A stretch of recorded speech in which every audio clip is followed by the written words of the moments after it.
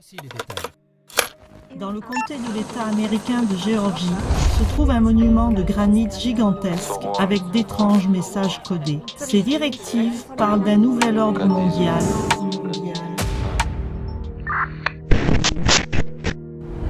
C'est bien connu que le rap est un excellent moyen pour dénoncer ce avec quoi on n'est pas d'accord. Énormément d'artistes issus de ce style musical l'utilisent pour exprimer leur avis et pour certains c'est même aller bien plus loin. Son nom ne vous dit peut-être rien, Freeze Corleone, c'est un rappeur qui est visé par une enquête. Certaines histoires qu'on va voir dans cette vidéo sont à mon tour considérées comme conspirationnistes et en aucun cas officielles ou vérifiées. Nous on est juste là pour expliquer les phases de ces rappeurs. Maintenant que le contexte est posé, voici 3 fois où les rappeurs dénonceraient de sombres histoires dans leurs textes.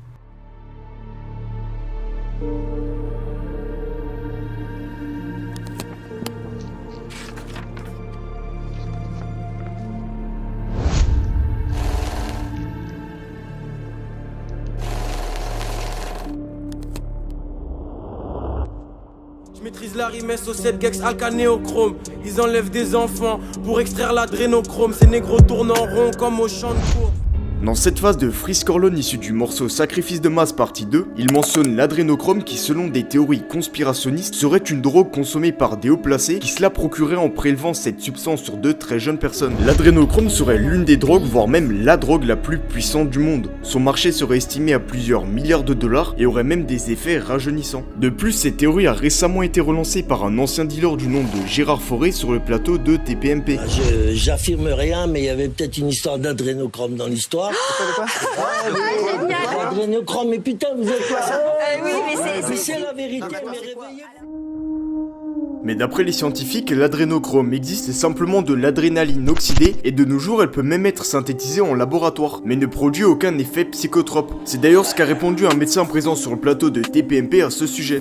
Et il faudrait vraiment être complètement con pour torturer des enfants de 3 ans, comme on l'a dit sur ce plateau, alors qu'on peut avoir de l'adrénochrome dans toutes les pharmacies de France.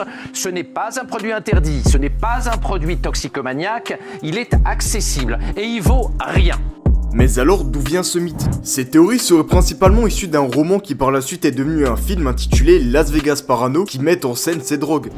C'est quoi ce truc? À côté de ça, même la plus pure mescaline, tu la prends pour de la limonade. Adrénochrome. Adrénochrome? Mais en faisant des recherches plus approfondies, l'histoire de l'adrénochrome remonte bien plus loin. Même si de nos jours les scientifiques affirment que l'adrénochrome ne produit presque aucun effet, eh bien ça n'a pas toujours été le cas.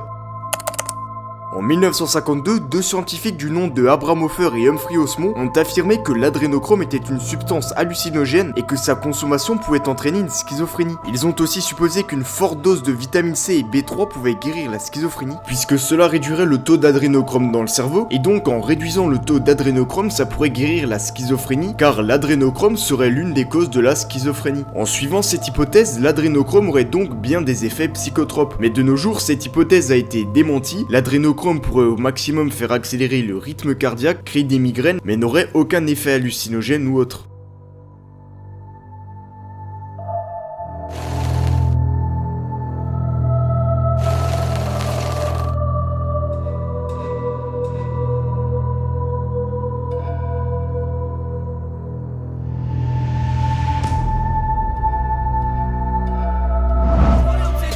Le projet Art nous parle écologie. 800 ans d'avance sur la technologie.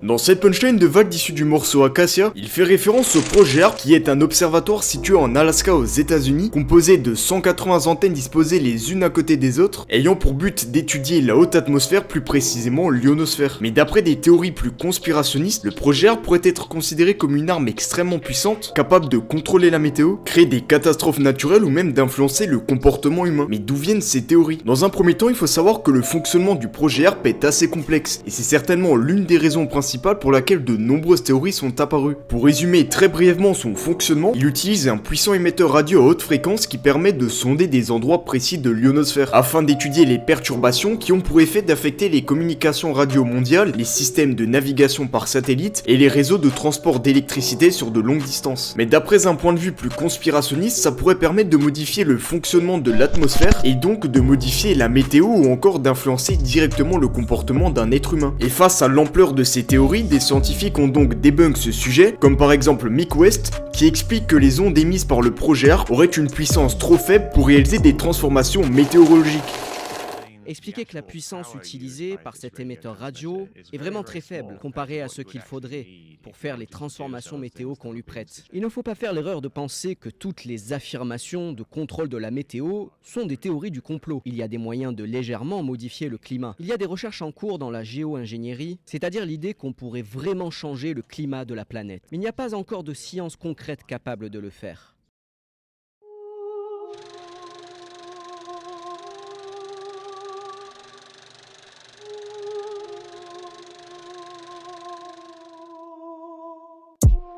Le résultat, je mets que des votes blancs dans le bulletin, dans les bails noirs comme MK Ultra.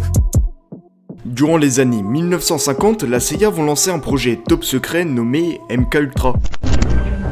MK Ultra est un projet sur le lavage de cerveau mis sur pied par la CIA, ayant comme objectif de développer des techniques afin de contrôler et programmer l'esprit, mais aussi de développer des substances pour altérer les capacités physiques et mentales des êtres humains. De base, c'était surtout destiné aux militaires, afin de les rendre plus résistants à la torture, etc. Pour remettre dans le contexte, le projet a débuté en 1953, dont d'ailleurs les Américains soupçonnaient les Soviétiques de réaliser le même genre d'expérience. Comme dit précédemment, après avoir essayé des techniques de manipulation mentale comme l'hypnose, ils vont passer à un niveau supérieur en utilisant des substances sur des cobayes comme le LSD, mais la chose la plus impressionnante est qu'énormément de ces cobayes sur qui ces substances ont été essayées n'étaient même pas au courant. Donc parmi eux, il y avait des militaires, des étudiants, des citoyens et même des agents de la CIA, d'où cette phase de vague. Comme le projet MK Ultra, plus secret qu'un agent secret, un agent qui ne le sait pas. Ce projet top secret aura duré plus de 20 ans et prendra fin en 1973 lorsque l'État américain décide de tout stopper puisque ça coûte cher et ça ne mène pas à grand chose. Bien évidemment, tout ça est simplement un bref résumé de ce projet qui a duré plus de 20 ans en pleine guerre froide menée par les États-Unis qui veulent à tout prix prendre l'avantage sur les soviétiques. Mais en faisant des recherches plus approfondies, on peut actuellement retrouver de nombreuses archives et témoignages à ce sujet qui sont tout simplement terrifiants et qui ressemblent complètement à un film de science-fiction. Ils m'ont promis que j'allais pouvoir me reposer et qu'on allait veiller sur moi durant mon séjour à l'hôpital. Elle ignore qu'on va la soumettre à des traitements expérimentaux extrêmes, électrochocs, LSD, messages sonores diffusés jour et nuit pendant des mois de sommeil artificiel. Ce traitement l'a ramenée à un état quasi infantile. C'est la fin de la vidéo, j'espère qu'elle vous aura plu. Si c'est le cas, n'hésitez pas à vous abonner et à lâcher un like. Et moi je vous dis à la prochaine.